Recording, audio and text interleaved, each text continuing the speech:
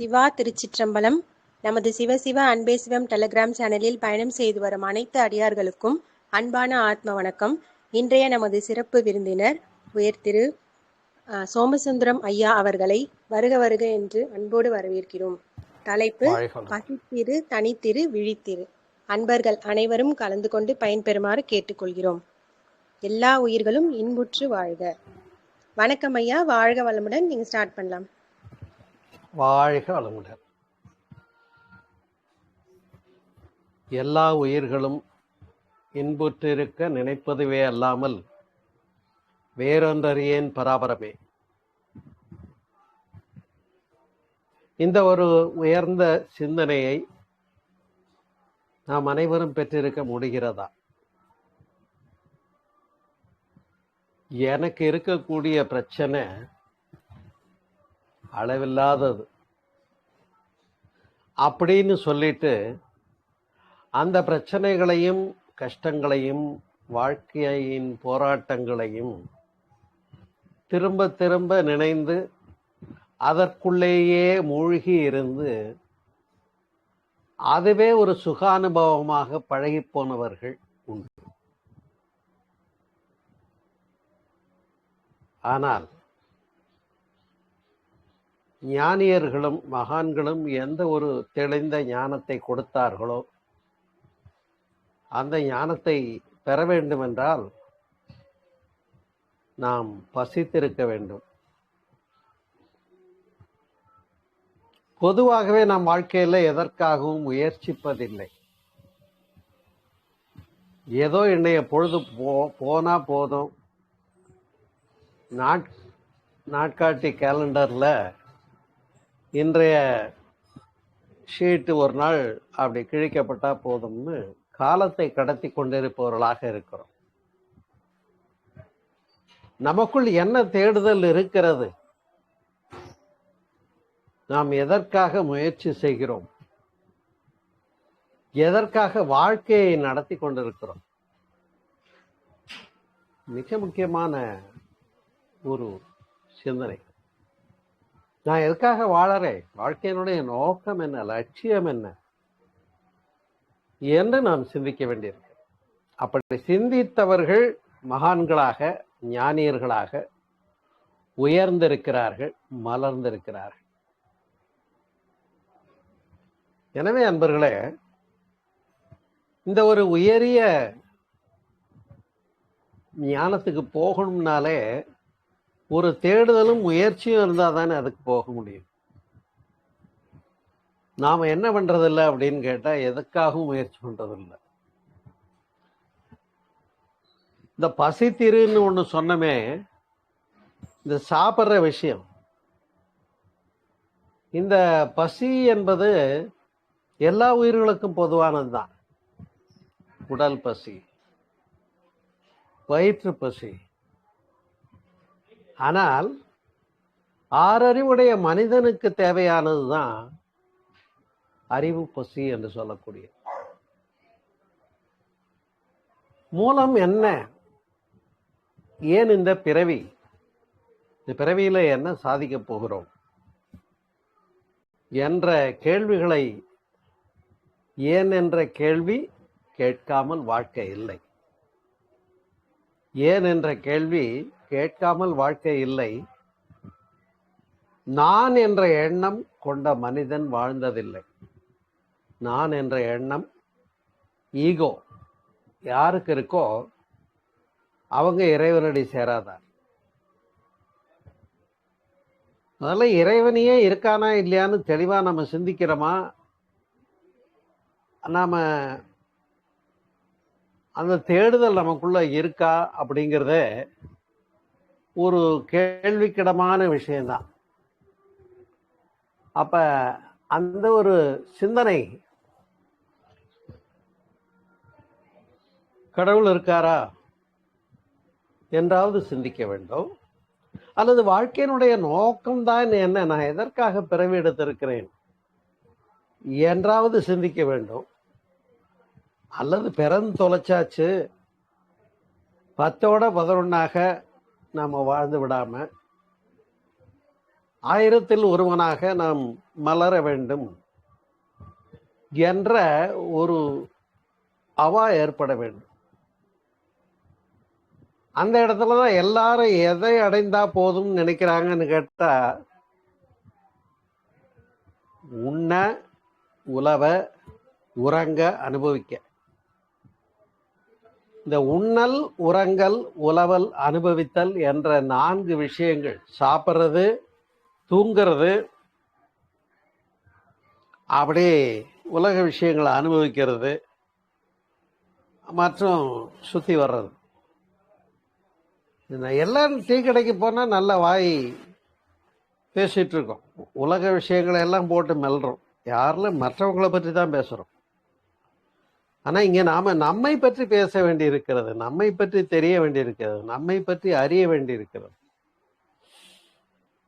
அதனால்தான் தன்னை அறிதலே தலைவனை அறிதலாம், தன்னை அறியாமல் தான் கெடுகின்றான், தன்னை அறியும் அறிவை அறிந்தபின் தன்னையே அர்ச்சிக்க தான் இருந்தானேன்னு சொன்ன போதிலும் கூட கோயில்களுக்கு போய் அர்ச்சனை பண்ணிக்கிட்டு இருக்கோம். அன்பர்களே, அந்த நாட்டம், அந்த வேட்கை, அது எப்போ வரும்னா லட்சியம் இருந்தாதான் வரும். லட்சியம் இல்லாத மனிதனுக்கு எந்த தேடுதலுமே இருக்காது. என்னன்னு கேட்டா 3 வேளை சோறு கிடைச்சா போதும், சாப்பிட்டு தூங்கணும். அப்புறம் என்னன்னு கேட்டா தூங்கி எந்திரிச்சு கொஞ்சம் சாப்பிடணும், ஏதாவது குறிக்கிறதுக்கு வேணும், அப்புறம் சாப்பிட்டா அப்புறம் தூங்கணும். இப்படி உண்டுறங்குவதே அல்லாமல் வேறொன்றறியேன் பராபரமேன்னு வாழ்ந்தா எப்படி இருக்கும்னு பார்த்தா, அதற்கு சிறந்த எடுத்துக்காட்டாதான் ரொம்ப பேரு, ஆமாங்க நான் நல்லா சாப்பிடணும், நல்லா தூங்கி எந்திரிக்கணும், அப்ப எனக்கு வீடு வேணும், உடை வேணும், உணவு வேணும், இதுக்காக நான் ஓடிக்கிட்டு இருக்கேன்னு எல்லாரும் சொல்றோம். நான் என்ன கேட்கிறேன்னு சொன்னா, இப்ப இந்த உணவு, தங்குற இடம், வீடு, இருப்பிட வசதி, தாகத்துக்கு தண்ணி மற்றும் உடை, இந்த அடிப்படை தேவைகள்ன்றது விலங்கினங்களுக்கும் தேவைதான், நமக்கும் தேவைதான். ஆனா எனக்கு கிடைத்திருக்கிறது இந்த அளவுல போதும்னு வாழக்கூடிய மனம் இருக்கான்னு கேட்டா, ஒரு மகிழ்ச்சி கிடைச்சா இன்னொரு மகிழ்ச்சிக்கு தாவரம். அந்த பொருள் கிடைச்சு போச்சுன்னு சொன்னா அதுக்கு மேல இன்னொரு பொருளை தேடுறோம். இப்படி தேடினான் ஓடினான், வாழ்க்கையின் ஓரத்துக்கே ஓடிக்கொண்டே இருக்கிறான். அப்ப அந்த 20-25 வயசுல ஓடிய பொருள் தேட்டம், பொருள் முயற்சி, அது தேடி ஓடி கடைசியில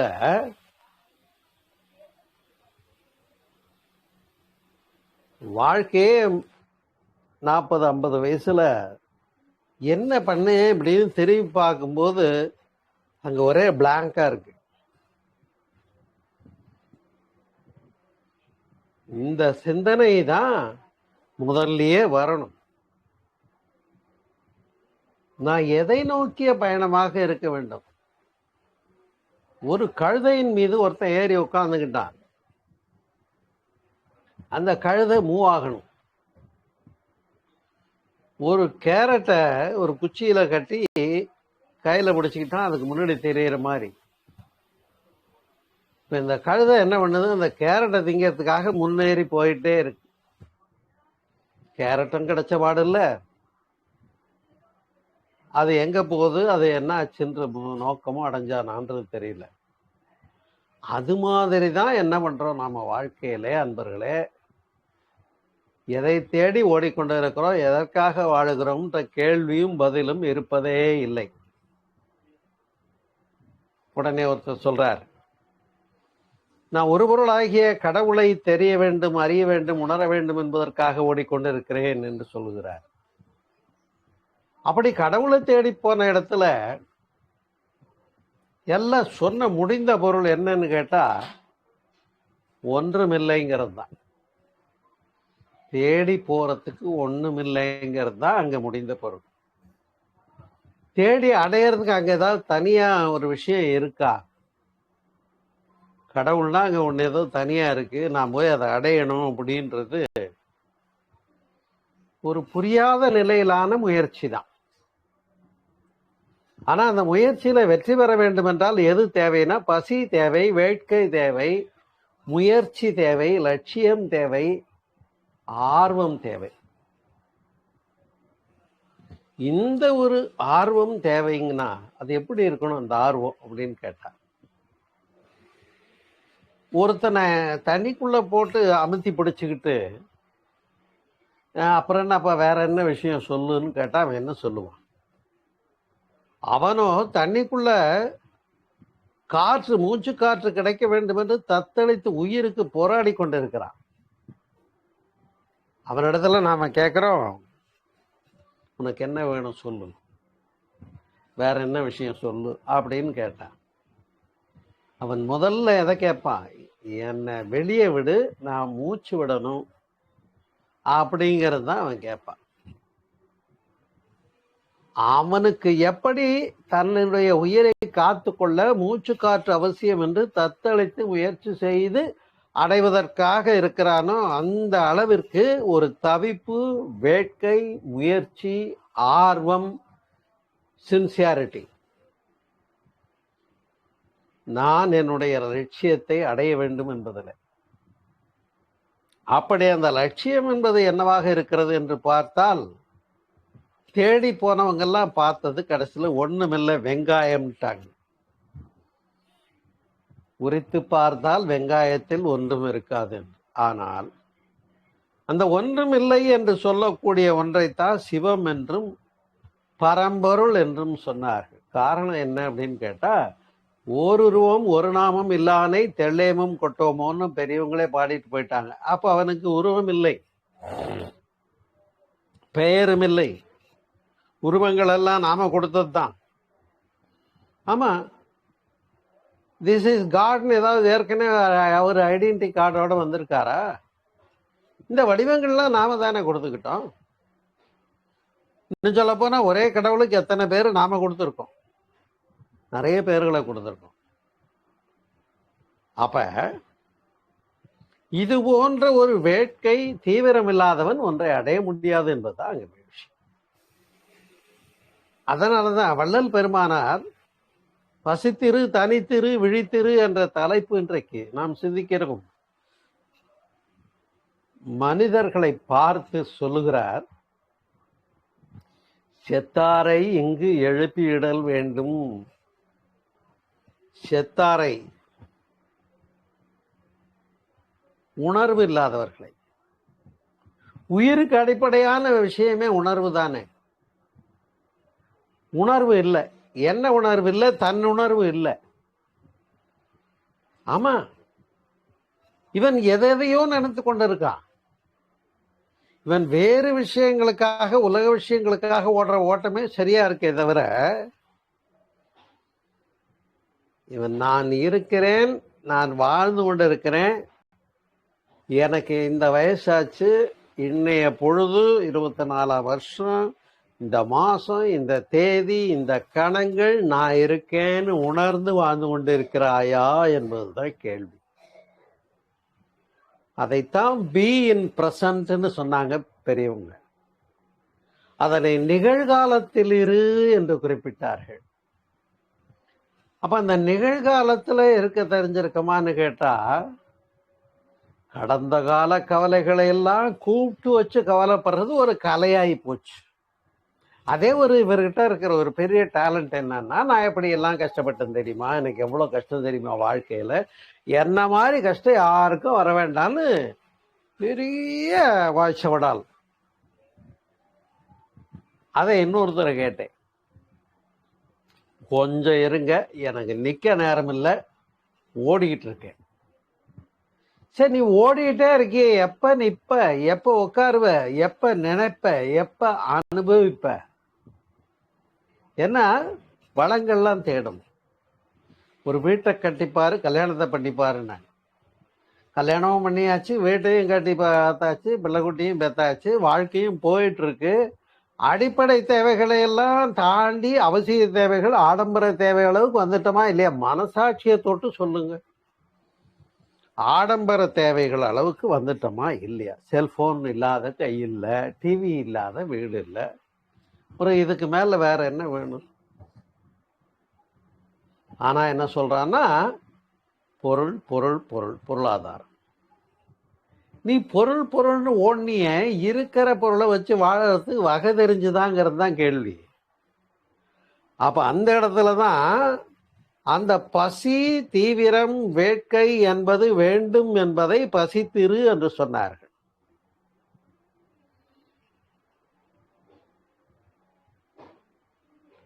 தன்னை உணர வேண்டும், தன்னில் தான் அறிந்து தான் தானாய் மலர வேண்டும். அதற்கு பெயர் அகவிழிப்பு என்று பெயர். அந்த அகவிழிப்பு அப்படிங்கிறது என்ன அப்படின்னு கேட்டா, இதுவரையில உலகியல் மாயைகளுக்காகவே ஓடிக்கொண்டிருந்தானே, இன்னும் அது வேணும், இன்னும் இது வேணும், இன்னும் இது வேணும், எல்லாம் வாங்கி வச்சாச்சு. அதையெல்லாம் அனுபவிக்க கூட மனசை காணும். வேற ஒன்றை தேடி ஓடிக்கிட்டு இருக்கான் அடுத்தது. அப்ப இந்த தேடுதலும் நாட்டமும் முயற்சியும் அளவில்லாதது என்பதை புரிந்து கொள்ள வேண்டும். இந்த அனுபவங்களும் மகிழ்ச்சிகளும் நிலையில்லை என்று புரிந்து கொள்ள வேண்டும். இப்படி புரிந்துகிற போதுதான் தனித்திரு என்று சொன்னார்கள் இல்லையா?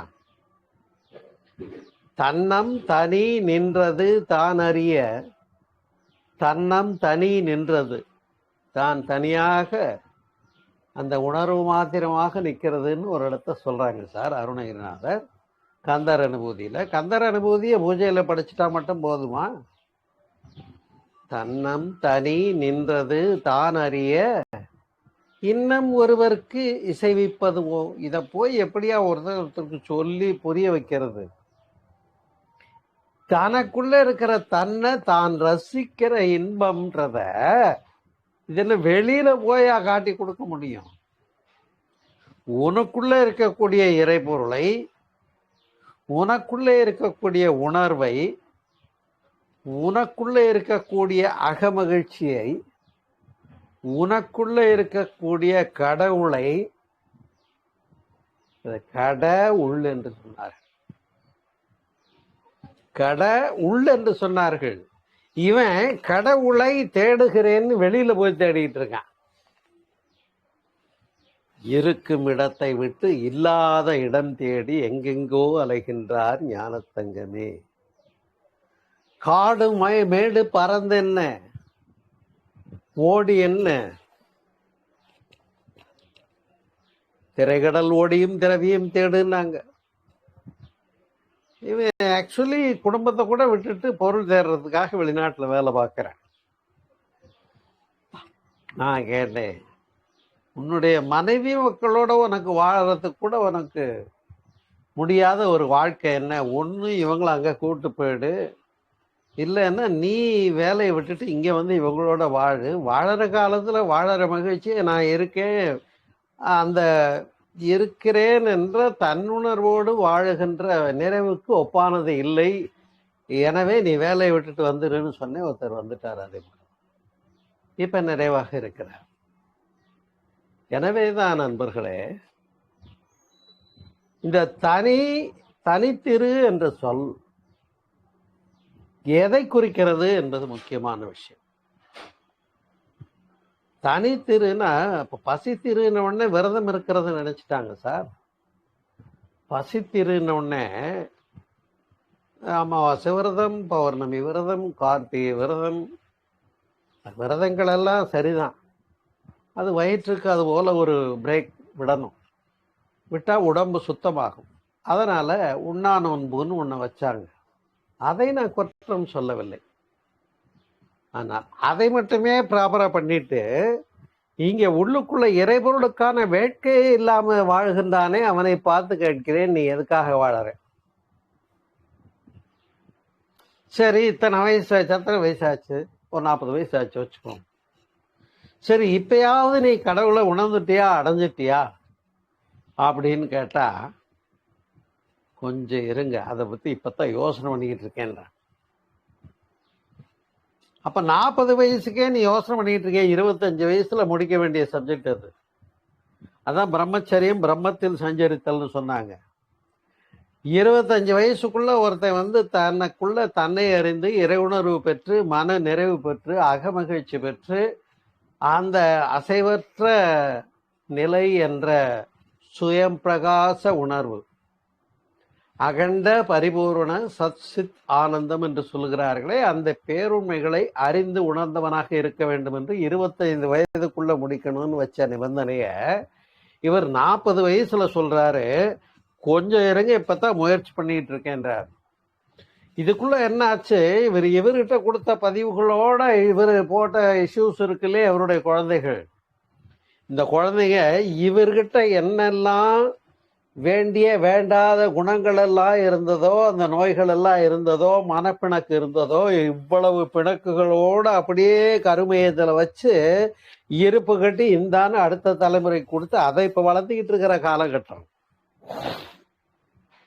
இப்ப தன்னுடைய குழந்தைங்களை பார்த்து இவரும் அந்த அம்மாவும் நினைக்கிறாங்க என்னன்னு கேட்டா, என்னங்க என் பிள்ளைங்க நிம்மதியாவே வாழலையே, என் பிள்ளைங்க நிம்மதியா வாழலைன்னா நான் என்ன பண்றதுன்னே தெரியலையே, அதுங்க நிம்மதியா வாழறதுக்கு நான் என்ன பண்ணணும் சொல்லுங்க.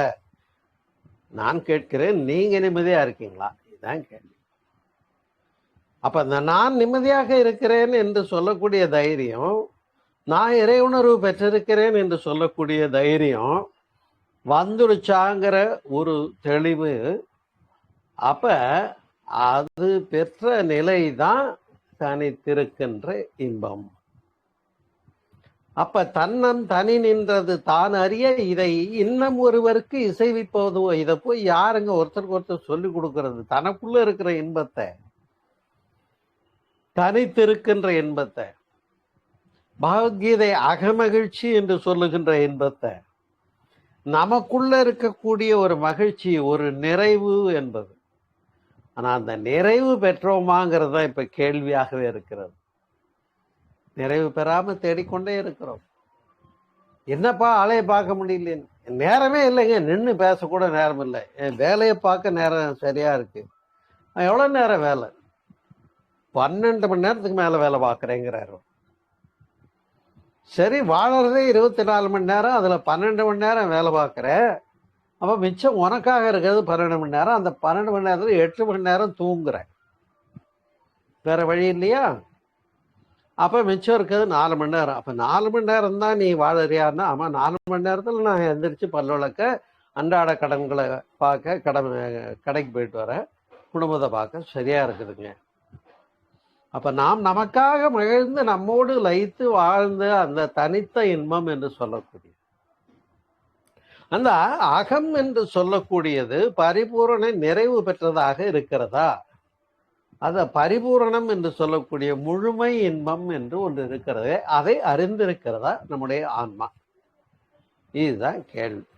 அப்ப இவங்க என்ன நினைச்சுக்கிறாங்கன்னா, இப்படி ஓடி ஓடி ஓடி தெரியாதனமா நான் கல்யாணம் பண்ணிட்டேங்க, தெரியாதனமா பிள்ளைக்குட்டியை பெற்றுட்டேங்க, தெரியாதனமா நான் சம்பாதிக்கிறதுக்குன்னு ஜாயின் பண்ணிட்டேன், இப்ப 4 டிஸ்ட்ரிக்ட் நான் தான் மெயின்டைன் பண்ணிட்டு இருக்கேன், அப்ப பொருள் தேடி ஓடிட்டே இருக்கேன். இதுக்கே நேரம் சரியா போச்சு. நீங்க என்னமோ பொழுது போகாம உட்காந்து கடவுளை பற்றி அறிஞ்சியான்ற கேள்விக்கு வர்றீங்களே, அதெல்லாம் 60 வயசுக்கு மேல பார்த்துக்கலான்னு சொன்னவங்களுக்கான ஒரு வார்த்தை தான். அந்த தனித்திரு என்றது தாண்டி, அந்த தனித்திருத்தல் என்பது குடும்ப வாழ்க்கையை விட்டுட்டு நீ சாமியாரா போற 60 வயசுக்கு மேல உள்ள வாழ்க்கையை குறிப்பிடுகின்ற சொல் அல்ல. வாழும்போது கிடைக்காத ஒரு அமைதி, வாழும்போது கிடைக்காத ஒரு மகிழ்ச்சி, இன்றைய தினத்துக்குள்ள இந்த நான் ஒரு 30 வயசுக்குள்ள ஒரு நிறைவு, நான் 30ங்கிறதே லேட் என்ன கேட்டா, குடும்ப வாழ்க்கையை தொடங்கியாச்சு 25 வச்சுக்கோங்க ஒரு பேச்சுக்கு, மக்கள் செல்வங்களையும் கொடுத்தாச்சு. இதுக்கு மேல உனக்குள்ள ஒரு தன்னிறைவு அகமகிழ்ச்சி என்ற ஒன்று இருக்கிறதே, தன்னை அறிந்த அந்த பேரு என்று சொல்லக்கூடியது நீ பெறவில்லை என்றால் என்ன பயன் என்பதைத்தான் இங்கே இந்த தலைப்பின் மூலமாக நம்மை பசித்திரு, தனித்திரு, விழித்திரு என்று உணர்த்தி கொடுக்கின்றார். வேறொன்றும் இல்லை. அப்ப அந்த விழித்திரு என்ற சொல்லை பார்த்து, தனித்திருன்னா சாமியாரை போட சொன்னாங்க. ஆமாங்க, உலகே மாயை சொல்லிட்டாங்க பெரியவங்க. சம்சாரம் சாகரம்னு சொன்னாங்க. சாகரம்னா கடல், சம்சாரம்னா வாழ்க்கை துணை, மனைவி. அப்ப மனைவி, பெண்டாட்டி, பிள்ளைகள் இதெல்லாம் முதல்ல இன்பமா இருந்ததாமா. இப்ப இவருக்கு துன்பமா போச்சான். சம்சாரம் பெரிய சாகரம், கடல்ல விழுந்தாச்சு. இப்ப தத்தளிச்சுக்கிட்டு இருக்கேன். என்ன வழி தப்பிக்கிறதுன்னா, முதல்ல இது எல்லாத்தையும் விட்டுட்டு சாமியாரா போயிடணும். 60 வயசுக்கு போற சாமியார் இப்பவே போட்டுமான்னு கேட்கிறான். அப்ப வாழத் தெரியாதோர் வாழ்ந்து கொண்டு இருக்கின்றார்கள். எது ஒன்றை அடைய வேண்டும் என்பதை புரியவில்லை. அந்த புரிந்தாலும் அதற்கான தீவிரம் இல்லை, வேட்கை இல்லை, அடையணுங்கிற முயற்சி இல்லை. இந்த முயற்சி இல்லாதவனை பார்த்து வள்ளல் பெருமானார் கேட்கிறார், செத்தாரை இங்கு எழுப்பிவிடல் வேண்டும். நடைப்பிணங்களாக வாழ்ந்து கொண்டிருக்கின்றீர்களே. ஏதோ நானும் வாழறேன்னு வாழ்ந்துகிட்டு இருக்கேன். வேலைக்கு சாப்பிட்ற, தூங்குற, உலக இன்பங்களை அனுபவிக்கிற, போற வர்ற, பொருள் தேர்ற, இன்னும் அந்த முயற்சி முடியவே இல்லையே. உனக்குள்ள எப்ப அந்த ஆன்ம விழிப்பு ஏற்படுவது, அந்த அகம் விழிப்பு, தனித்திருக்கின்ற நிறைவு, அசைவற்ற அகம் எப்பொழுது கிடைக்கும்? அந்த அகம் அசைவற்ற நிலையை எப்பொழுது நீ அடையப்போகிறாய்? அதை அடையறதுக்கான பொருளாயின்னு கேட்டா இல்லை. ஏன்னா எண்ணங்களாக மனிதன் ஓடிக்கொண்டே இருக்கிறான். அந்த எண்ணங்களில் இருந்து விடுபட முடியாமல் பழகி பழகி அதுவே தத்தளித்து கொண்டிருக்கிறான். அப்ப இவன் அதிலிருந்து விடுபடுவதற்காக என்ன வழி சொன்னார்கள் என்று சொன்னா, நீ செய்ய வேண்டிய கடமைகளை எல்லாம் முறையாக நிகழ்த்துவதிலிருந்து எதுலையும் உனக்கு விதிவிலக்கே கிடையாது மனிதா. மனுஷனா பிறந்துட்டேன், பிறந்தவனால வாழ்ந்துதான் ஆகணும். ஏன் வேண்டாம்னு சொல்லிப்பாரு. நான் வாழலை, நான் சூசைட் பண்ணிக்கிறேன். சூசைட் பண்ணிட்டு தற்கொலை பண்ணிக்கிட்டு சாகிறது கூட உனக்கு ரைட் இல்லை சட்டப்படி. சூசைட் பண்ணிக்க முயற்சி பண்ணா அதுவும் சட்டப்படி குற்றம்ன்றது உங்களுக்கு தெரியும் இல்லையா? அப்ப சாகிறது கூட ரைட் இல்லை. சரி, வாழுகின்ற வகையாவது அறிந்திருக்கிறோமா என்று கேட்டா அதுவும் இல்லை. அப்ப இந்த வாழ்க்கையினுடைய ஓட்டங்களுக்காக நாம் ஒவ்வொரு கணங்களும் நான் எதுவாக இருக்கிறேன், எப்படி இருக்கிறேன் என்று புரிந்து அதுல லயித்து மகிழ்ந்து இருக்கிறது தான் தனித்து. அது ஏற்கனவே நம்முடைய இருப்பு நிலை எதுவோ அதுவே, அது வேற ஒண்ணும். நாம் அதுவாகத்தான் இருக்கிறோம். அப்ப அந்த மனம் அகம் என்பது அசைவற்று போராட்டம் இல்லாம இருக்கிற ஒரு பெருநிலை. அது அதைத்தான் தவம் செய்து தியானம் செய்து தனித்திரு என்று சொன்னார்கள். ஏன்னா மன இயக்கத்துக்கு மையம் புருவமத்தி தானே. அப்ப யோகம் செய்கிற போது மனம் அந்த ஒன்றிய நிலை, அந்த பிட்யூட்டரி கிளாண்ட் என்று சொல்லக்கூடிய மன இயக்க மையம், அதிலேயே ஒன்றிய நிலை, ஒன்றி நின்று அறிவை பழக்க உறுதி நுட்பம் இவை அதிகமாகும். வேதாத்திரி மகரிஷி பாடியிருக்காங்க.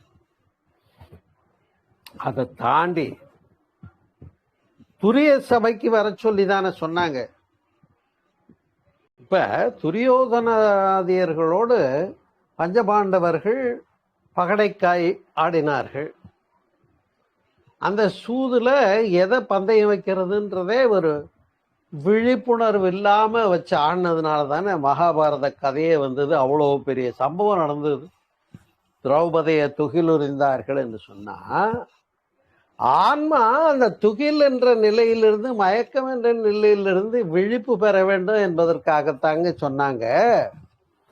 கடைசியில நீங்க விழிப்பு பெற்றீங்களா அப்படின்னு உங்களை பார்த்து கேட்ட உடனே நீங்க சொல்றது என் காதுல விழுது. என்னன்னா, ஓ, போன 8ஆம் தேதி அன்னைக்கு சிவன் ராத்திரிங்க, கொட்ட முழிச்சுக்கிட்டு இருந்தேன். கோயிலுக்கு போனேன். அங்க 5 ஜாமம் பூஜை பண்ணாங்க. அழகா தரிசனம் பண்ணி சாமி கும்பிட்டு வந்தேன். என்ன பண்ணேன், படுத்து தூங்கிட்டேன் அந்த அலுப்புல. அன்னைக்கு லீவு போட்டு மறுநாள் தூங்கிட்டேன். இப்ப இந்த சிவன் ராத்திரியில விழித்திருன்னு புறக்கண்களாலே விழித்திருக்க சொன்னது உன்னை யார் சொன்னாங்க? நான் கேட்கிறேன். சிவன் என்பது தனித்திருக்கின்ற நிலை, அந்த ஏகம் என்பது. அதனால தானே இங்க சிவபுராணத்துல சொன்னாங்க, ஏகன் அநேகன் இறைவன் அடிவெல்க. பாடுறீங்கல்ல?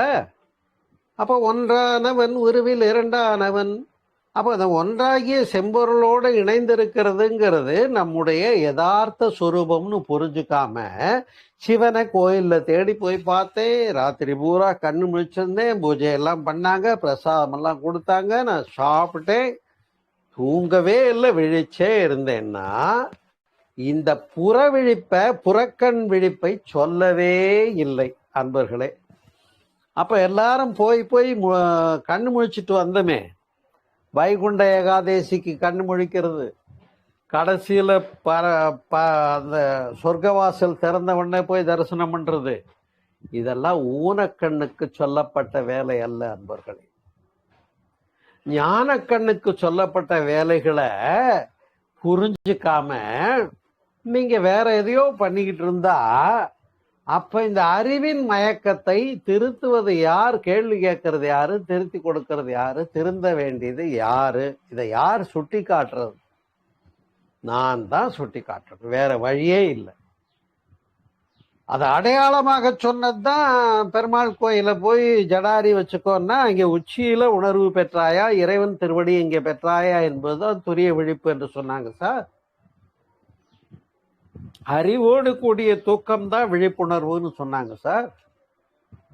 அரிதுயில் யோக நித்திரை தூங்காத தூக்கம் என்று சொன்னாங்க. ஆனா தூங்காத தூக்கத்துக்கு போனதே இல்லையே.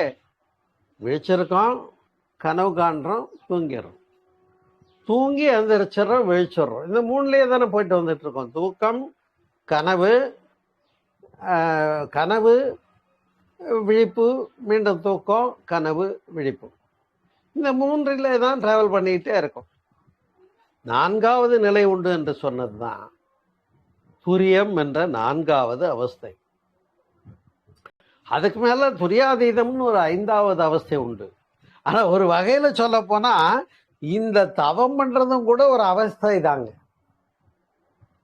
நான் உட்காந்து ரொம்ப சின்சியரா தவம் பண்றேன், ஒரு நாளைக்கு காலையில 1 மணி நேரம் பண்றேன், நைட் 1.5 மணி நேரம் பண்றேன்னு ஒருத்தர் சொல்றார், பெருமையா சொல்லிக்கிறார். நான் 2 வேளை உட்காந்தேன்னா 1 மணி நேரம் 1.5 மணி நேரம் தியானம் பண்றேங்க அப்படின்னா, நீ தியானத்தை பண்ற வரைக்கும் அது பண்ணுகின்ற நிலை தான், அது ஒரு பயிற்சி தான். You have not obtained anything. What you have obtained? எதை நீ அடைஞ்ச? அடைவதற்கென்று ஒன்றுமில்லை என்று புரிந்து கொள்ளுவதே ஞானம் என்று புரிந்து கொள்ளுகின்ற நாள் ஒன்று வருகிற போது நீ தனித்திருக்கிறது புரிந்து கொள்ளும். அப்ப தனித்திருத்தல் என்பது நம்முடைய யதார்த்த சுரூபம், சுயம் பிரகாசம் என்று சொல்வார். அறிவு இருக்கிறதா இல்லையா? அந்த அறிவு உறங்கி விடாமல் விழிப்புணர்வோடு இருக்கிறது தான் பிரகாசம், வேற ஒண்ணும். இந்த விழிப்புணர்வு சொன்னா சிவன் ராத்திரிக்கு ராத்திரி பூரா கண்ணு முடிச்சுட்டு ரைட். அப்ப அன்னைக்கு ஒரு நாள் ராத்திரி பூரா கண்ணு முழிச்சுக்கிட்டு இருந்தா போதுமானா? இல்லை இல்லை அன்பர்களே, தயவு செய்து தப்பா உங்களை லீட் பண்ணிட்டு இருக்காங்க.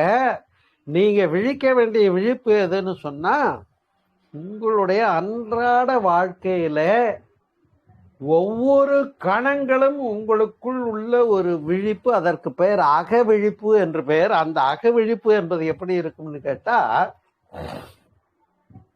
இந்த நிமிடம், இந்த நாள், இந்த கணங்கள் நான் என்ன செய்யணுமோ சரிவர என் டியூட்டியை பண்ணிக்கிட்டு இருக்கேனான்ற கான்சியஸ் அதுல இருக்கணும், அவ்வளவுதாங்க. இந்த டியூட்டி அப்படின்னா என்ன நினைக்கிறீங்க? போய் அடுப்பாங்கரையில போய் ஒரு பெண் சமைக்கிறாங்க, அதையும் அந்த விழிப்புணர்வோட செய்தாதானே அது அடிபிடிச்சு போகாம இருக்கும். அடுப்புல வச்சுட்டு வந்தனுங்க தீஞ்சு போச்சு அப்படின்னு சொன்னா கணவன் வந்தா என்ன சொல்லுவாரு? ஒரு ஒழுங்கா கூட்டு கூட வைக்கிறதுக்கு லாயக்கில்லை, நீ உன்னை எல்லாம் பெத்துட்டாங்க அப்படின்னு தான் கேட்பாரு. அப்ப அந்த இடத்துல விழிப்பு தேவைப்படுது. ஒரு பக்குவமா டீ போடணும்னா அதுக்கும் ஒரு விழிப்பு தேவைப்படுது.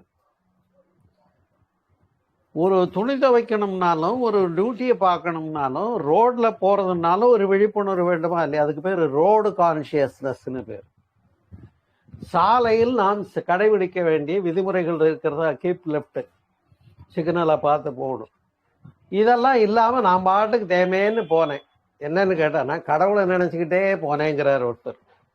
பின்னாடி வந்து லாரி அடிச்சு தூக்கி போட்டுச்சுது, எலும்பு முறிச்சுது, வைத்தியம் பார்த்து கோர்ட்ல கேஸ் நடந்தது தான் மிச்சம்.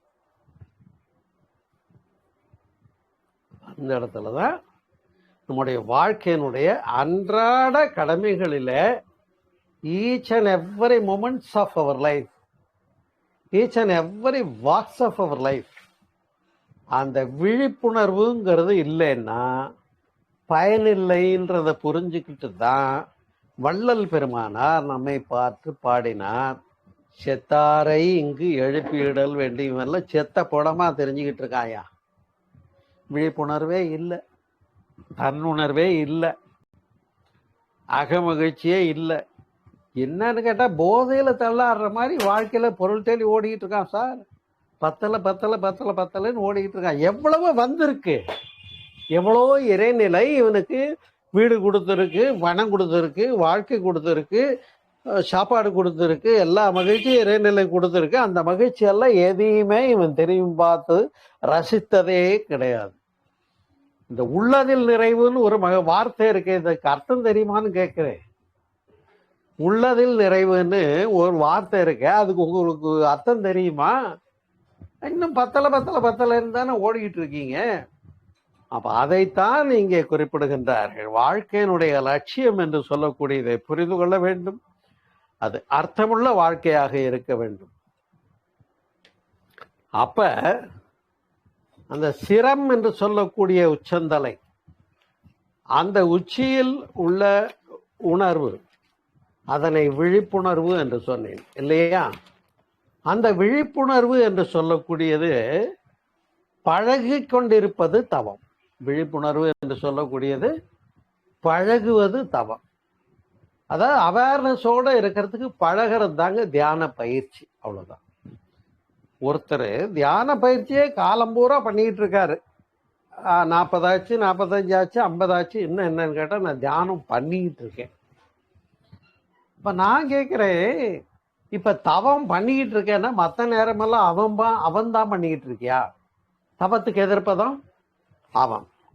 அப்ப தவம் நான் காலையும் மாலை 1 மணி நேரம் பண்றேன்னா 24 மணி நேரத்துல 2 மணி நேரம் தான் தவம் செய்வார், மற்ற நேரமெல்லாம் அவம் செய்வார். அவம்னா தவத்துக்கு எதிரடையானது.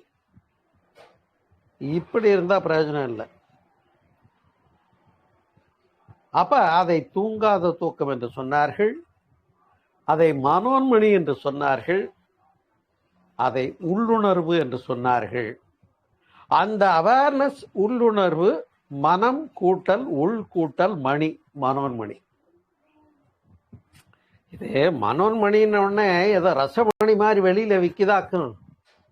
ஆமா, கொஞ்சம் காசு செலவானாலும் ஒரு ரசமணி வாங்கியாந்து வச்சுட்டா அது என்னென்னமோ பண்ணும்பாங்க. நான் கூட கேள்விப்பட்டிருக்கேன். அந்த ரசமணின்னு ஒன்று, ரசமணி சித்தர்னு ரசமணி பண்ணிட்டா இந்த ரசமணியை கொண்டு போய் பால் கறக்கிற பசுவின் முதுகுல வைத்தா பால் அப்படியே ரத்தமா வரும். இதுதான் ரசமணியினுடைய சிறப்பு. இந்த புறமணியை பற்றி நாம் பேசவில்லை, மனோன்மணியை பற்றி பேசுகிறோம். புறத்திலே தேடிக்கொண்டிருக்கிறாயே மனிதா, உன்னுடைய அகத்துக்குள் உள்ள இன்பத்தை பெற்றாயோ? அதைத்தானே சொன்னார்கள், தன்னை அறியாமல் தான் கெடுகின்றான் என்று சொன்னார்கள். இந்த இடம் எதுன்னு புரிஞ்சுக்கணும்னா, அருணகிரிநாதர் எப்படியோ கெட்டு தெரிஞ்சார். அதுக்காக நம்ம பாராட்டிக்கிட்டு இருப்போம். அருணகிரிநாதருடைய கதை தெரியும் உங்களுக்கு. அப்ப அவரு முன் வாழ்க்கையை பற்றி நாம் பாராட்டல. அவர் என்ன பண்றாரு, முருகான்னு நினைச்சு வேண்டி உள்ள போய் தேடின போது அங்க ஒரு உள்ளுணர்வு அவருக்கு தோணுச்சு.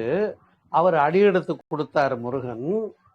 உடனே பாட ஆரம்பிச்சார். முத்தை திரு பத்தை திரு அத்திக்கிரை சத்தி சரவண முத்தி குரு வித்து குருபுரை என போத என்று தொடங்கி அவர் அடியெடுத்து கொடுத்தாரு. நான் பாடினேன்னு சொல்லி அவ்வளவு சந்தங்களையும் இல்லையா? அந்த கந்தர் அனுபூதி உட்பட திருப்புகழ் அமிர்தம் முழுவதையும் பாடி தீத்தார. அவர் எங்க நின்று பாடினார்னு தெரியுமா? அந்த இடத்துக்கு நீங்க போக முடியும், போனீங்களா? ஏன் போகல? ஏன் அந்த இடத்துக்கு நீங்க போக முயற்சிக்கல? உங்களுக்கு பசி இல்லை. உங்களுக்கு தேடுதெல்லாம் எங்க இருக்குன்னா, துட்டு, காசு, பணம், சொத்து பத்தல, இன்னும் வேணும், இன்னும் வேணும். அப்பா, எவ்வளவு கொடுத்தாதான் உங்களுக்கு நிறைவு பெறும்னு நான் கேட்கிறேன் நண்பர்களே. இந்த இடத்துலதான் மனிதன் தவறு செய்கிறான். எனவே இந்த பசி இறை பொருளை அடைவதற்கான பசியாக இருக்க வேண்டும். தனித்திரு என்பது பொண்டாட்டி புள்ள குட்டியெல்லாம் விட்டுட்டு சாமியார போய் காட்டுக்குள்ள போய் தனித்திரு என்று சொல்லப்படவில்லை. அக மகிழ்ச்சி என்பது உனக்குள்ளே இருக்கிற மகிழ்ச்சி. கடவுள் என்பது உள்ளுக்குள்ள இருக்கிற மகிழ்ச்சி. அதை தெரிஞ்சுக்கிட்டியாங்கிறத என்னுடைய இன்றைய தலைப்பினுடைய கேள்வி. இப்ப இன்றைக்கு இணைந்திருக்கிற உங்களை பார்த்து கேட்கிறேன், நான் இறை பொருள் உணர்ந்திருக்கிறேன், அந்த அகமகிழ்ச்சி எனக்கு உண்டு நீங்க சொன்னீங்கன்னா உங்களுக்கு எனக்கு பேசுறதுக்கு வேலையே இல்லை. நான் உங்களை கையெடுத்து மட்டும் பாராட்டி சந்தோஷம், அதோட மகிழ்ச்சியா சந்தோஷமா ஆனந்தமா இருங்கன்னு முடிச்சுக்குவேன். எனக்கு பேசுறதுக்கு வேலையே இல்லை. யாரெல்லாம் சொல்றீங்களோ எனக்கு இன்னும் பாக்கியம் இருக்குங்க, இன்னும் புரியலைங்க, இன்னும் அடையலைங்க, அப்ப பசி இல்லை. நீ தனித்து நிக்க வேண்டிய இடத்துல நிக்கல. உனக்குள்ள விழிப்புணர்வு இல்லை. நீ செய்யற எண்ணம் எப்படி இருக்கு? நீங்கள் கையில் எடுக்கிற எண்ணங்கள் எல்லாம் மனம் போன போக்கு எல்லாம் போக வேண்டாம். இப்ப மனம் போன போக்கு ஒரு பாட்டுல சொல்லுவான் இல்லையா, கண் போன போக்கிலே கால் போகலாமா, கால் போன போக்கிலே மனம் போகலாமா, மனம் போன போக்கிலே மனிதன் போகலாமா. அவ்வளவுதான். ஏன்னா கண்ணுக்கினிய காட்சி எங்கே, காதுக்கினிய இசை எங்கே, நாவிற்கினிய சுவை எங்கே, நாசிக்கினிய மனம் எங்கே, மெய்க்கு தேவையான இன்னும் மெய் இன்பங்கள் எல்லாம் எங்கே என்று இதற்காக மட்டுமே ஓடிக்கொண்டிருக்கிற மனிதன் இருக்கின்ற நிறைவுகளிலே நிறைவை பெற்று, இருக்கின்ற அடைதலிலே நிறைவை பெற்று, நான் வாழ்ந்துட்டு இருக்கேன், என்ன சாப்பிடாம இல்லை, 3 வேளை சாப்பிட்றேன், இல்லைன்னு சொல்லுங்க பார்ப்போம். நான் 3 வேளை சாப்பிட முடியலைங்கன்னு யாராவது சொல்லுங்க, நீங்க இன்னும் ஓடலாம். 3 வேளை சாப்பிட்டுக்கிட்டு தானே இருக்கீங்க. சரி, 8 மணி நேரம் தூங்கலைன்னு சொல்லுங்க, நீங்க தூங்கிட்டு தானே இருக்கீங்க. அப்ப இன்னும் என்ன வேணும்னு ஓடிக்கிட்டு இருக்கிறது. அதுக்குத்தான் சொன்னாங்க, அவருக்கு முத்தை திருபத்தி திறனை அத்திக்கிற சத்தி சரவணன் முத்திக்குரு வித்துக்குருவர என போத என சொல்லி அடி எடுத்து கொடுத்த உடனே வந்தது பாருங்க. அதுக்கு பேரு உள்ளுணர்வுன்னு பேரு. அந்த உள்ளுணர்வுன்னு ஒண்ணு நீங்க அடையணுங்கிறத தான் இங்க விழித்திருன்ற இடத்துல காட்டப்படுகிறது, சுட்டப்படுகிறது. அப்ப இந்த உள்ளுணர்வு கரெக்டா இருந்துடுச்சுன்னு சொன்னா உங்களுடைய வாழ்க்கையினுடைய ஒவ்வொரு எண்ணம் அங்க செம்மையடையும், பர்ஃபெக்ஷன் இருக்கும். உங்களுக்கு என்ன வேணுமோ அதெல்லாம் அந்த இறைநிலை நடத்தி கொடுக்கும்னு ஒரு ரகசியம் இருக்கு. இதை தெரிஞ்சிருக்கீங்களா இல்லையா? எனக்கு ஒன்றும் புரியலையே. இந்த கடவுளுக்கும் உங்களுக்கும் ஒரு தொடர்பு வந்துருச்சுன்னா இங்க தொடர்பு வந்துருங்க. வேதாத்திரி மகரிஷி பாடுறாரு, ஏட்டினிலே கை பேனா பேப்பர் எடுத்துக்கிட்டு மௌனத்துல 48 நாள் ஒரு மண்டலம் ஒன்னா மௌனம் உட்காருவாங்க. அப்போ பேனா பேப்பர் எடுத்து வச்சு உட்காந்துட்டா அந்த அமைதியில அவருக்கு என்ன தோணும்னா, ஏட்டினிலே கை எண்ணமோ அகண்டாகாரம் மேல விரிந்த அந்த பேரெண்ணமோ. நீ உலகத்தை நோக்கியே சிந்திக்கிறது இல்லை. உலகம் நல்லா இருக்கணும், உலகாயுத சிந்தனை, உலகம் தழுவிய சிந்தனை யாருக்கு இருக்கு? நான் நல்லா இருக்கணும், என் பொண்டாட்டி புள்ளக்குட்டி நல்லா இருக்கணும், என் பேரம்பேத்தி நல்லா இருக்கணும், என் கவலையெல்லாம் என் பேரம்பேத்தியை நினைச்சுத்தான். ஏன் உன் பேரம்பேத்தி உங்க அப்பா நீ பெத்ததுக்கு வளர்க்காதா? நீ என்ன போய் உன் பேரம்பேத்திகளுக்காக உட்காந்து ஓன்னு கவலைப்படுறது? அதேவே தான் பிள்ளைங்களை வளர்த்து விட்டான்னா ஒரு ஸ்டேஜுக்கு மேல அது பேப்பர் போட்டாவது போச்சுக்கிட்டு வாழ்ந்த வயதுகள்லாம் இருக்கா இல்லையா? கேட்டா நான் தான் அதுக்கும் கல்யாணம் பண்ணி வச்சு அதையும் காப்பாற்றி அப்புறம் அது வயிற்றுல ஒரு புழு பூச்சியை பார்க்கணும்னு வெயிட் பண்ணிட்டு இருக்கேங்கிறான். இந்த இடத்துல தான் ஓடினேன் ஓடினேன் நாடினேன் நாடின்னு சொன்ன மாதிரி ஓட்டமெல்லாம் உள்நோக்கிய ஓட்டமா இல்லை, மெய்ப்பொருள் காண்பது அறிவு என்று சொன்னார்கள். மாயை தான் இந்த உலகத்தினுடைய ஓட்டம் என்று அறியாதவர்களை பார்த்து கேட்க வேண்டியதாக இருக்கிறது. அன்பர்களே, மனம் எப்படி இருக்க வேண்டும் என்று சொல்லுகிறார். மலர்தலும் கூம்புதலும் இல்லது உலகு. மகிழ்ச்சி வந்த உடனே சொல்ற பாருங்க மனசுல, எனக்கு திடீர்னு ஒரு பொருள் வரவு வந்துருச்சு, ஒரு 10-15 லட்சம் கிடைச்சு போச்சு, எவ்வளவு ஒரு சந்தோஷம். அந்த மகிழ்ச்சி எப்படி இருக்கணும்னு சொல்றாங்கன்னு கேட்டா, ஒரு 10-15,000 ரூபாய் இழந்துட்டேன்னா உனக்கு வருதில்ல துன்பம்.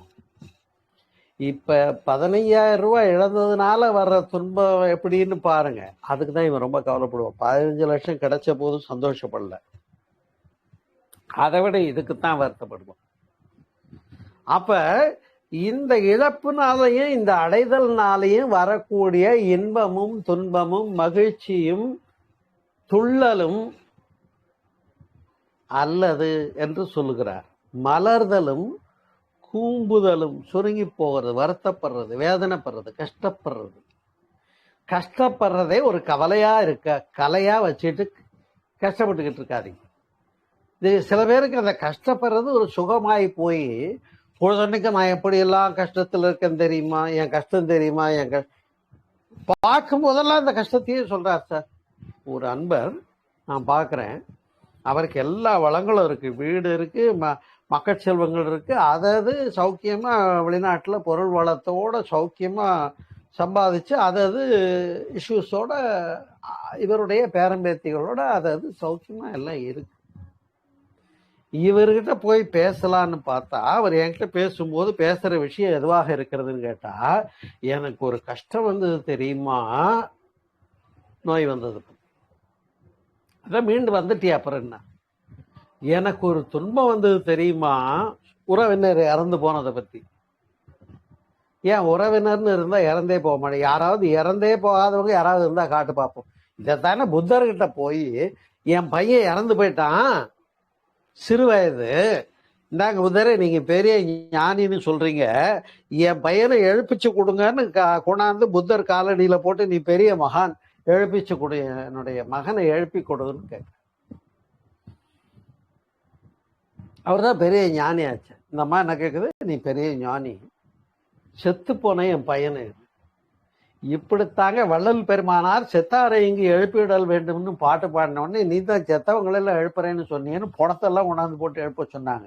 நான் என்ன கேட்கிறேன்னா, நீ வாழ்கின்ற போதே உருவடு பொருளை உணராமல் வாழ்ந்து கொண்டு இருக்கிறாயே, நீ எல்லாம் எப்ப முழிச்சுக்க போறேங்கிறத என் கேள்வி. அதுதான் அகவிழிப்பு, அதுதான் விழிப்புணர்வு, அதுதான் சிவன் ராத்திரி. இப்ப சொல்லுங்க, சிவன் ராத்திரி கோயில்லையா, வைகுண்ட ஏகாதசி விழிப்புணர்வு கோயில்லையா, இங்கயா? அப்ப இருக்கும் இடத்தை விட்டு இல்லாத இடம் தேடி எங்கெங்கோ அலைகின்றார் ஞானத்தங்கமே, இவர் ஏதும் அறியாரடி ஞானத்தங்கமே.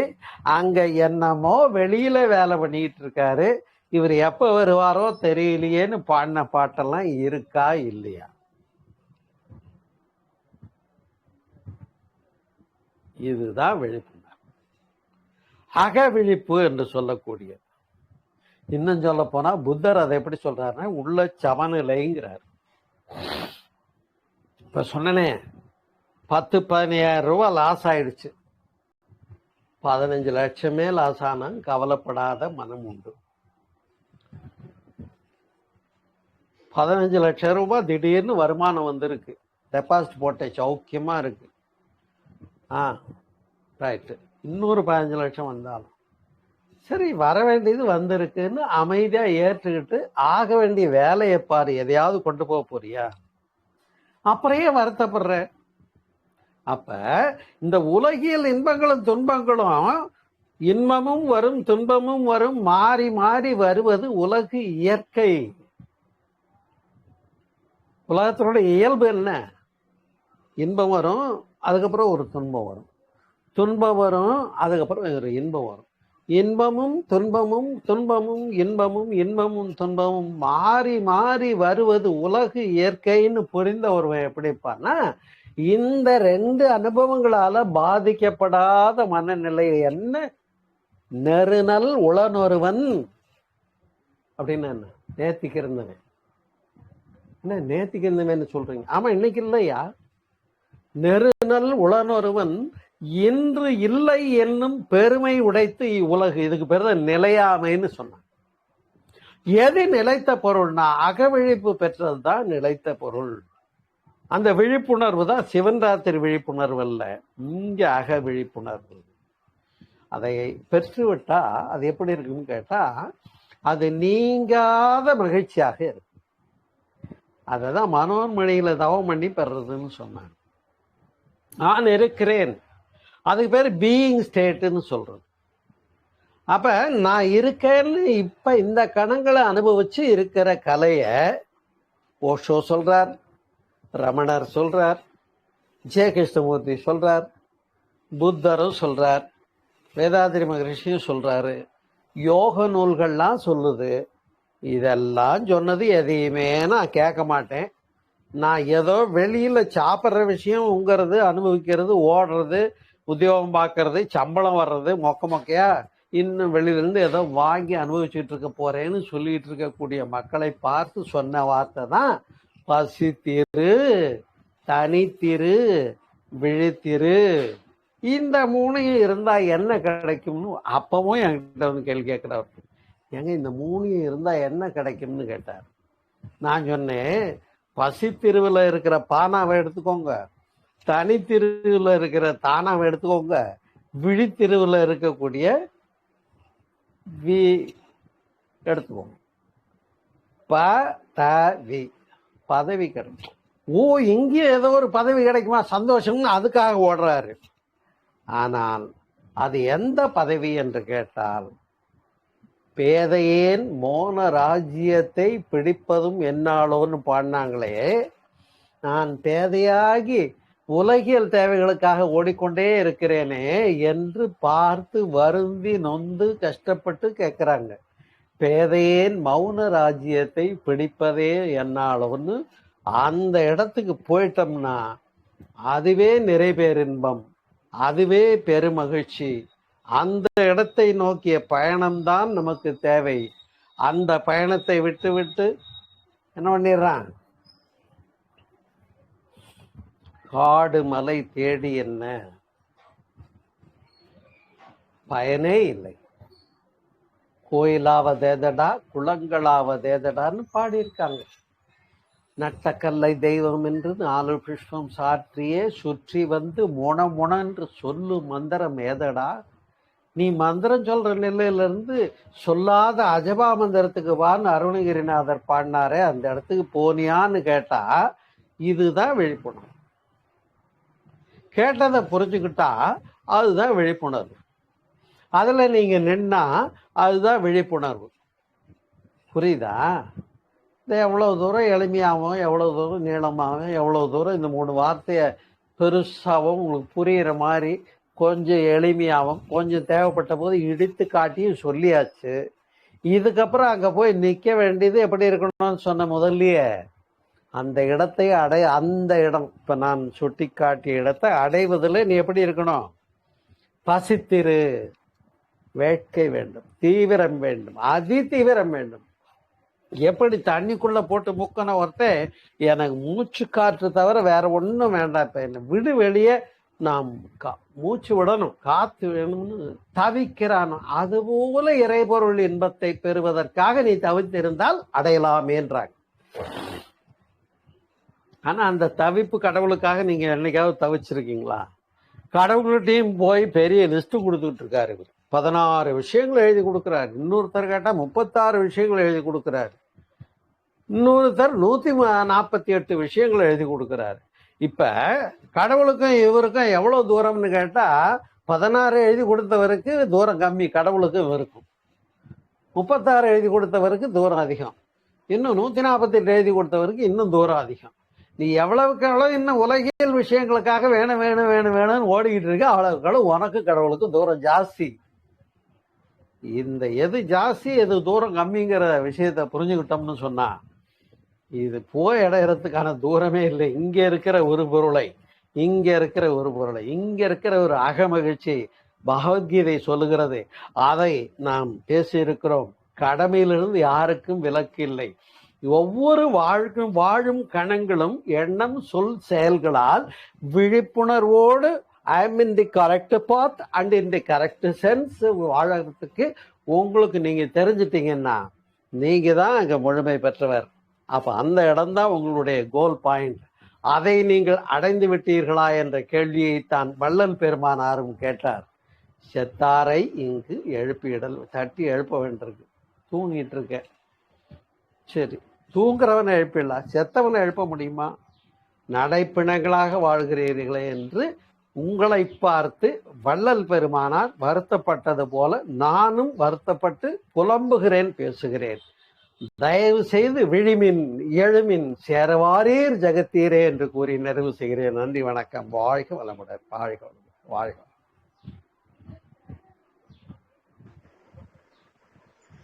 சார் ரொம்ப ரொம்ப அருமையா இருந்துச்சுங்க சார். நீங்க லைட்டா இடித்து காமிச்சேன்னு சொன்னீங்க, ஆனா இடின்னு இடிச்சிட்டீங்க, அப்படி இருந்தது. ரொம்ப ரொம்ப அருமையா இருந்துச்சு கேட்க. நிறைய கருத்துக்கள் சொன்னீங்க சார். இந்த பசித்திரு, தனித்திரு, விழித்திருக்கு முழுமையான அர்த்தம் நல்லா இப்ப புரிஞ்சுது எனக்கு. மேலோட தெரியும் இப்படி சொல்லியிருக்காங்கன்னு சொல்லி ஒன்னொன்னுத்துக்கும் டீப்பான மீனிங் நல்லா புரிஞ்சுக்கிட்டேங்க சார். எல்லாத்துக்கும் நம்ம நடுநிலைமையா இருக்கணும். இன்பம் துன்பம், இன்பம் வந்தா ஓவரா ஆடுறது, துன்பம் வந்தா ஒரேடியா அதுலயே போயிடுறது, அப்படி இல்லாம ரொம்ப நடுத்தரமா நியூட்ரலா இருந்து பார்க்கணும். ஏன்னா நம்ம திருப்பி வந்துட்டு இருக்க போகுது, அப் அண்ட் டவுன்ஸ் வந்துகிட்டே தான் இருக்க போகுது லைஃப் ஃபுல்லுக்கும். அதை நம்ம நடுநிலையா இருந்து பார்த்தோம்னா எல்லாத்தையுமே நார்மலா எடுத்துப்போம். அதுதான் அந்த சித்தர் நிலைன்றது, அதுதான் ஞானம் அடைவதுன்றது. ஒரு சின்ன வார்த்தையிலே எனக்கு இவ்வளவு புரிஞ்சிச்சுன்னா நீங்க இவ்வளவு தூரம் சொன்னதுல நிறைய புரிஞ்சிச்சுங்க சார். ரொம்ப ரொம்ப அருமையா இருந்துச்சு, சூப்பரா இருந்துச்சு. வாழ்க வளமுடன் சார். ரொம்ப நன்றிங்க சார். சூப்பரா இருந்ததுன்னு இதையும் புற மகிழ்வாக அனுபவிச்சு முடிச்சிடாதீங்க. அதை உள்ள வாங்கி அதுல போய் உட்காருங்க, அதுதான் எனக்கு வேணும். Correct sir. அது உணர்வு பூர்வமா சொல்றதால இந்த வார்த்தை வருது. இது தெரியாம இருக்காங்களே, அறியாமையில இருக்காங்களேன்னு அந்த ஆதங்கத்துல தான் நீங்க இப்ப சொன்னதெல்லாம். இந்த கிளாஸ் சார் ஆக்சுவலா சிவராத்திரிக்கு நீங்க முன்னாடி எடுத்திருந்தீங்கன்னா அவசரப்பட்டு யாரும் கண் விழிச்சிருக்க மாட்டாங்கன்னு நினைக்கிறேன். ஒன்றும் தப்பு இல்லை. அடுத்த வருஷமாவது இப்படி புறக்கண் விழிப்புக்கு போகாம இருங்க, அது போதும். அடுத்த வருஷம் போக மாட்டேன்னு சொல்லுங்க பாப்பா, அதுக்குள்ள நான் முடிச்சுக்கிறேன். எனக்குள்ள இந்த விழிப்புணர்வு நான் இப்ப அடுத்த சிவராத்திரிக்குள்ள முடிச்சு காட்டுறேன்னு சொன்னீங்கன்னா நீங்க தீவிரத்தை பசித்திருக்கு வந்துட்டீங்கன்னா உங்களுக்குள்ள அந்த தேடுதலே இல்ல. நீங்க என்னையாத்தையா தேடிக்கிட்டு இருக்கீங்க, கோயில் கோயிலா தேடுறீங்க. ஆமா, தேடுறதுக்கு ஒண்ணுமே இல்ல. Correct correct. அது இல்லன்றது புரிஞ்சுக்கிறது தான் ஞானம். எதுவும் இல்ல, அது நமக்குள்ள இருக்கு, அது உணரணும், தேடக்கூடாது. ரொம்ப ரொம்ப அருமையா இருந்துச்சுங்க சார். ஆமா ஆமா. வேற யாராவது பேசணுமா? சார் கிட்ட क्वेश्चन கேட்கணும்னா கேட்கலாம்.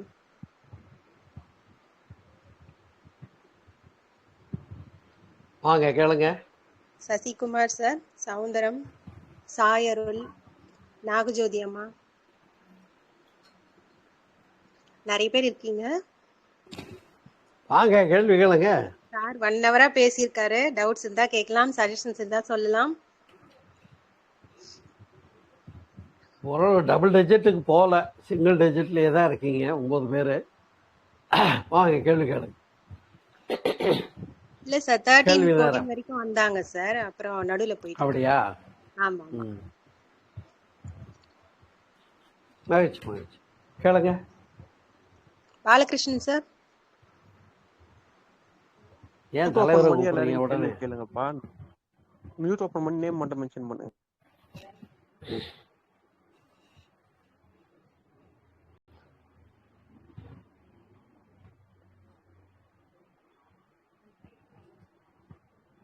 பாலகிருஷ்ணன் ட்ரஸ்ட் பணிகள்லாம் சிறப்பா முடிஞ்சுதா? முடிஞ்சது. நெக்ஸ்ட் வீக் ரிஜிஸ்ட்ரேஷன் இருக்கு. அதுதான் சந்தோஷம். எல்லாம் சிறப்பா வரும். நீங்க நல்லதே நினைக்கிறதுனால நல்லதே நடக்கும். இறைநிலை உங்களோடு எப்போதும் இருந்து வழி நடத்தும்னு வாழ்த்துறேன். வாழ்க வளமுடன்.